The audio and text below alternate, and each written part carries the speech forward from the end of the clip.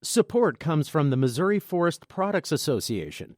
Missouri produces wood pallets, railroad ties, white oak barrels, hardwood floors, and more. Details on the variety of products made in the state are at choosewood.com. We hope you enjoy listening to this podcast of St. Louis on the Air, brought to you by University College at Washington University, with undergraduate and graduate programs part-time, evening, and online.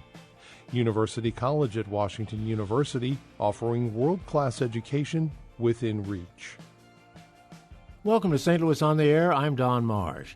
Today we're discussing a problem that is more serious and more common than you may think. It's loneliness, not to be confused with solitude, being alone, or wanting to be alone. True loneliness can have serious health consequences and can even lead to suicide. And it's not, as you might expect, a problem primarily for older people. It's even bigger for people under 40. With me to talk about it are Dr. Dixie Meyer, an associate professor at SLU's Medical Family Therapy Program, and the director of the university's Relationships and Brain Sciences Research Laboratory. Reverend Amy Bertschausen is executive director of Care and Counseling, a local organization that aims to enhance emotional, relational, and spiritual well-being by providing available counseling. Elizabeth Sergel is CFO of the Visiting Nurses Association of Greater St. Louis and director of its new program, Visit a Bit, an effort to address loneliness among seniors. Thank you all for being with us. Nice to have you. Serious subject, ladies. Dixie, let me begin with you. I think we ought to start with a working definition of what loneliness really is. So, as you were talking about earlier, when we think about loneliness, it's not a choice. Loneliness is that emotional state that individuals will experience when they are not having enough social connections with others. Mm-hmm. That seems like it's easily remedied. It seems like it's easily remedied, but unfortunately, what happens when it comes to loneliness is that individuals start to become even more socially sensitive to rejection. And so individuals start looking for it. So it actually, once someone starts to feel lonely, they can even make themselves feel more lonely in the process. Amy, I think it's a problem, as I alluded to in the introduction. People think of it as a problem primarily for older people. Do you see it that way? I think it is a problem for older people, but it's really a problem with younger people, too. As a matter of fact, we see that that's skewing younger and younger. And I think it has to do with the difference between connecting and belonging. We're all pretty well connected in terms of Facebook and that kind of thing, but it's not really belonging to one another and having that level of intimacy and relationship. And we see that the younger generation, that's their norm, is to be connected without really belonging. I was quite startled to see that, in fact, that it is such a problem amongst the under 40 crowd. Mm-hmm. Yeah. And I think, I haven't seen any statistics like this, but I'd love to see that graph line between the growth in loneliness and the growth of technology and social media in our world. A different way for today's digital world to influence us, obviously. Yes. Mm-hmm. Elizabeth, but your emphasis is on older people. It is on older people. And what are you finding and how are you dealing with it? Yeah, we're finding that the research has proven that loneliness has real health consequences. They have, I'm sure everyone's seen the articles recently saying that they have the same health effects as smoking 15 cigarettes a day. There's significant increase in the risk of coronary heart disease and stroke and dementia and depression. And overall, there's a higher likelihood of death related to loneliness. So how are you dealing with that amongst the older set? Yeah, with the older population, we have started a program called Visit a Bit. And Visit a Bit is a volunteer-based program that comes into the home of lonely seniors who are predominantly homebound. And the volunteers do three things. They provide educational resources. They might perform some light tasks for the senior. And then it's just for socialization. They're providing an ear to listen and then expanding their existing network of through technology and then reconnecting with friends and with neighbors. Dixie, can you go into a little more detail on symptoms and perhaps self-evaluation, if that's possible? Sure. So when we're looking at loneliness, obviously, as we were already having that conversation, you might see depression, sadness, things like that go into it. But really, when you're looking at loneliness, what you're seeing is a difference in brain state. So individuals who are lonely are more hypervigilant. They're more on alert. They're more sensitive to the social cues that are present in front of them. And they're more sensitive to seeing that sort of rejection. As we know, if we're looking for rejection, whatever it is that we're looking for, we will find it. So these are some of the symptoms that we might see. And as a result of that, we'll actually see changes in stress hormone levels that actually precipitate some of these health consequences you were referring to, Elizabeth. Mm-hmm. Amy, a lot of people like to be alone. Is something wrong with them? No, but as you already stated, there's a difference between being alone and being lonely. There's a difference between solitude and being lonely. And lonely means I don't have options. When we have options, we're being alone. When we don't have options, we're lonely. And we don't have someone we feel like we can reach out to, that we're deeply connected to, who really wants to hear about our day, whether it was good or bad or just average. That's a big difference. Elizabeth, I would think that being alone at times is soothing, probably even helpful to the personality psychologically. It may be for some individuals, and for other individuals, just like Amy was saying, they don't have an option, and they don't have anyone to reach out to. And there are a lot of seniors in the St. Louis area who are feeling this way.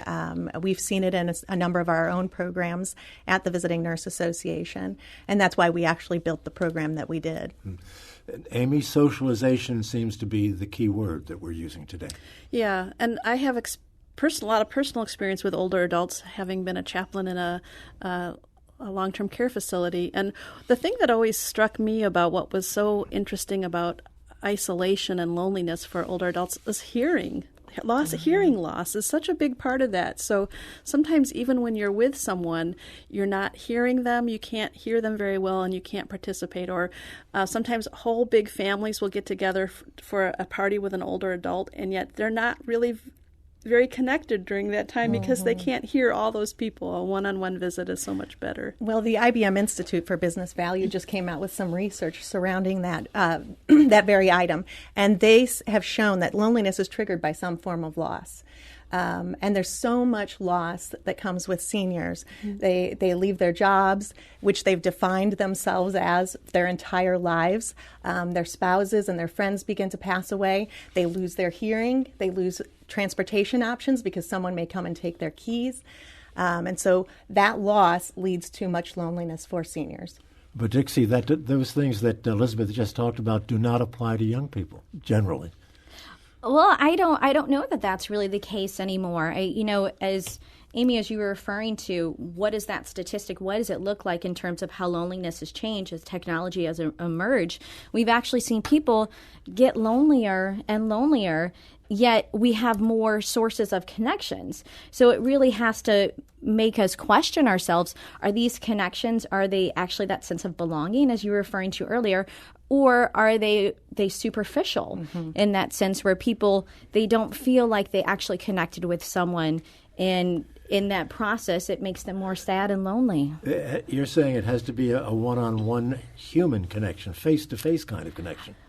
I don't know that it has to be, but I think that for a lot of individuals, it is more rewarding to have that face-to-face connection.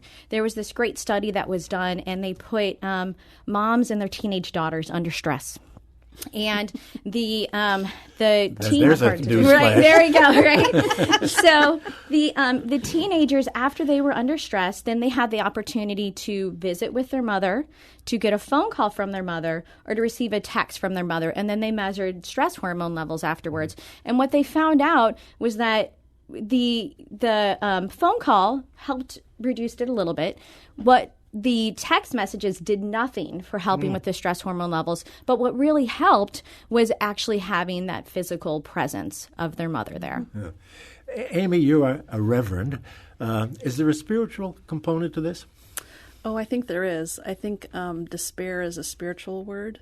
And so I think, and we're whole people, so we're mind, body, and spirit. So I think there's a spiritual aspect to everything. But what other studies also show is that participation in a religious community across the age spans makes a difference. That people have more of those connections there, they're face-to-face, they're engaged in other things. And we see all kinds of things around longevity, too, is that the longer people can stay involved in their religious communities, the better they do. What about getting people out of the house? And I think, Elizabeth, we'll start with you. That's impossible for some people who are older. But it would seem to me that many older people, by choice, stay inside rather than going out and becoming involved in something. Mm-hmm. Is that something you work with? Predominantly, we'll be working with individuals who are in their homes and don't have choices to get out of their homes. However, we won't turn anyone away. Loneliness, as we've talked about, can affect anyone. And someone asked me one time, well, how old are you talking about to be a senior? Mm-hmm. And I said, well, to be honest, if you say you're lonely, then we're gonna help you. We're gonna bring somebody to you. And we would love to be able to get everyone out of the house, but some people it's just not an option. Amy, would you address that? Yeah, I think the connection here is isolation. So sometimes when people get out, then they're less isolated.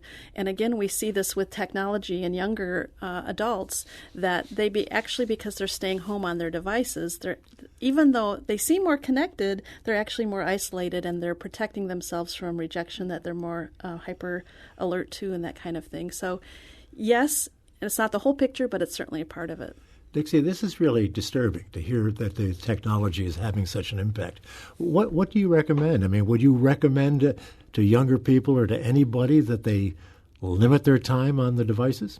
Well, I think it's about how you're using your devices. That's really important. So if individuals have real connections and real relationships with these individuals that then they're, following on Twitter and, interacting with on Facebook, then they're actually going to see some of those positive socialization components with those interactions. But if instead it creates more avenues for them to feel more lonely because they say, well, that person hasn't friended me back on Facebook and that person isn't following me on Instagram or Twitter, then you've created more opportunities where, again, when people are lonely and sensitive to that social rejection, you've created more opportunities for people to continue to feel this way. So I think the big key is monitor how you're using it. Are you using it to foster those connections, or after your people are using their Facebook or whatever it is, if they start to feel worse about themselves, then maybe that's the time to say, I need to stop this behavior. Elizabeth, maybe we can turn this around. Do you think that these devices that we're talking about would be helpful to the older people that the visiting nurses visit? Yes, we actually are incorporating a technology piece into our program. We do want to teach the seniors how to utilize some of the online options for themselves, especially online grocery shopping as a for instance. And you talked about transportation issues and getting people out. We will be teaching them how to use Uber and Lyft, and in fact, taking them for rides and showing them how to do it and not just giving them instructions. I think that's really important for especially the senior population. You can give them instructions, but they're probably not going to do it if you actually show them how. I saw this with my own mother, who passed away in 2014, in that we would give her instructions on how to do certain things, but until we actually showed her how to do it, she wouldn't do it herself. Amy, older people are a little bit reluctant to get hip with the technology of today. Yeah, and yes and no. I mean, my own mom she would have stayed on Facebook as long as she could have seen him when her vision left. She would say to me, she'd tell me some news about the family, and I'd say, oh yeah, I know that. She'd say, how do you know that? And I finally said Facebook. And after I said that so many times, my mother said, I want to be on Facebook. So she was until her vision was so poor. And she couldn't talk on the phone because she couldn't hear. So we would send emails, and her assisted living folks would read the emails to her. So even then, she was still trying to use technology as best she could and have them email us back. And it was pretty fun. I have to take a break, but Dixie, let me ask you this question. We talked about vision problems and hearing problems. I've always heard that losing hearing is worse than losing sight. And that's hard for me to believe, but I keep hearing it over and over. Do you think that's true? Wow, I think that's a great question. Mm-hmm. I think when you lose hearing, you also lose other qualities like music and, a lot of things that bring people joy. And of course, when we see things, that brings us a lot of joy. But I think there's something about just hearing steady rhythms like the ocean waves that naturally calm us differently in ways that vision does. So perhaps there is some truth to that. as they say, getting old is not for sissies, is it? You lose all of these things. It's terrible. We have to take a break. We'll do that now. We're talking about loneliness.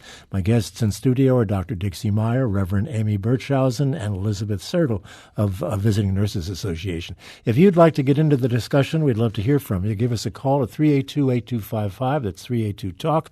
Send us an email to talk@stlpublicradio.org or send us a tweet at STL on Air.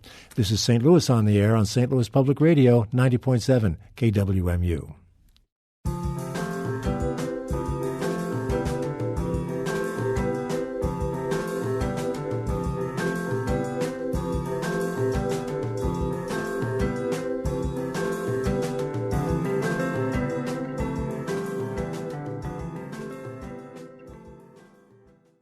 And welcome back as we continue our conversation on loneliness. We have a caller. Let's bring him, Eric, right into the conversation. Eric, thanks for being with us. Go ahead. Hi there. Just to carry the logic through here with technology playing such an important role in distancing people, if you carry that logic through, you get to basically Amish society. Amish people very consciously select technology so that they can maximize a face-to-face life. And one study shows that they have a depression rate that's 5 to 10 times lower than Americans as a whole. I myself, who have some experience with the Amish, have in the city we live now, and we work in the home, and we homeschooled our kids, and we involved them in everything we did. And I'm happy to say that now that they're up and out of the house and on to college and beyond, they're anything but lonely. And they have not only high emotional health, but they are also very high achievers in other areas. And I just wanted to throw that into the conversation. Eric, thank you for doing so. Who'd like to comment on the societal structure part of this? Amy? I'd be happy to. Yeah, I think that there might be something in between no technology and all technology. And I think it's important, though, that like the caller said, to make intentional decisions. So in our little family, when our kids were growing up, we tried to have dinner together every night. And as a part of our spiritual ritual was to say one thing you're grateful for before you could leave the table. And, of course, we know when our daughter was only grateful for our dog, she'd had a bad day. But to just be intentional about that, like we're going to limit how much TV we watch or how much screen time you can have, and the adults need to do the same thing. And so I think you have to be really thoughtful about it. And when you're thoughtful, I think you can find a good balance. Elizabeth, doesn't work at the dinner table when you're alone. No, it certainly doesn't. And so technology can actually open up someone's world if they don't have anyone in their home. It is an option for them to connect via Facebook. And again, you have the issue of potentially being rejected through Facebook or any of these other apps.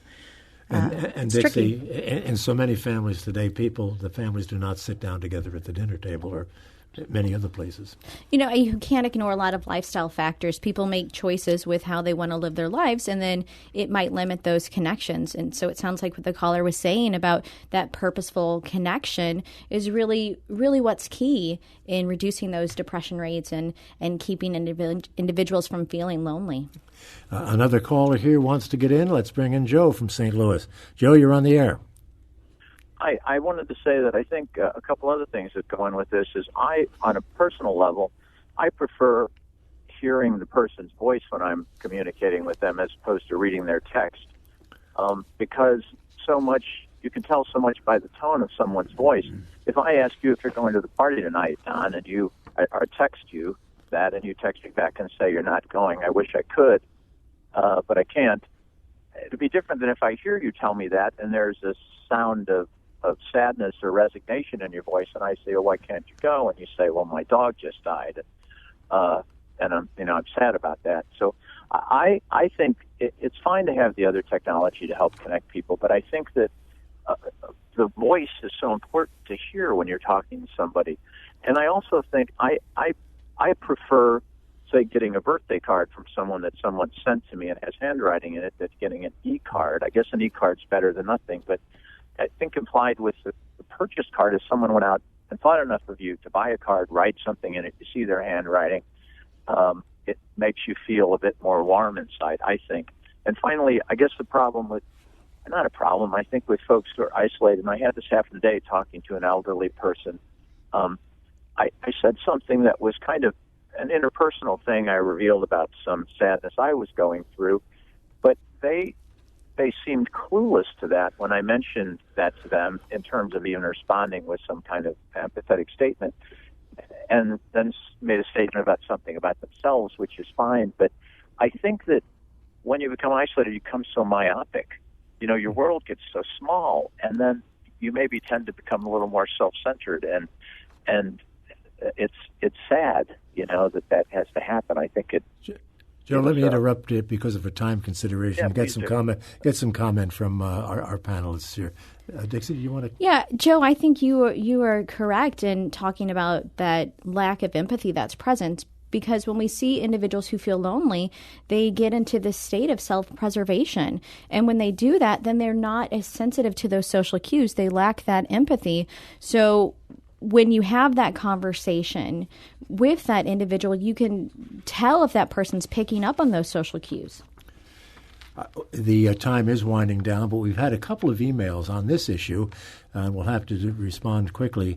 I think suburbanism, largely responsible for the pervasive loneliness that plagues in the current times. People have become so spread out with suburban life, many of us lead, and the impact of things like suburban sprawl and isolation in private vehicles. Is that a consideration at all? You mentioned Uber and Lyft and just getting out, Elizabeth. Well, I think it's got to be very quick. Yes, technology has allowed us to stay in our homes, allowed us to move out from the cities, allowed a lot of things for us, but it's also a problem in isolation. Mm-hmm. Thought very quickly, Amy? Well, I live in the city and I don't know my neighbors, so I'm not sure that it makes a whole lot of difference. That's not true. I do know some of my neighbors. Hello out there, yeah. But I don't think it has to do with actual geography. Yeah. Very quickly, 10, 12 seconds? No, I think that's true, that sometimes space actually can add limitations that we don't even consider. Wish we had more time. Maybe we can do this again. Dixie Meyer, thank you so much for being with us. Amy Bertschausen, thank you for being with us. And Elizabeth Sergel, thank you as well. This is St. Louis on the Air on St. Louis Public Radio, 90.7 KWMU.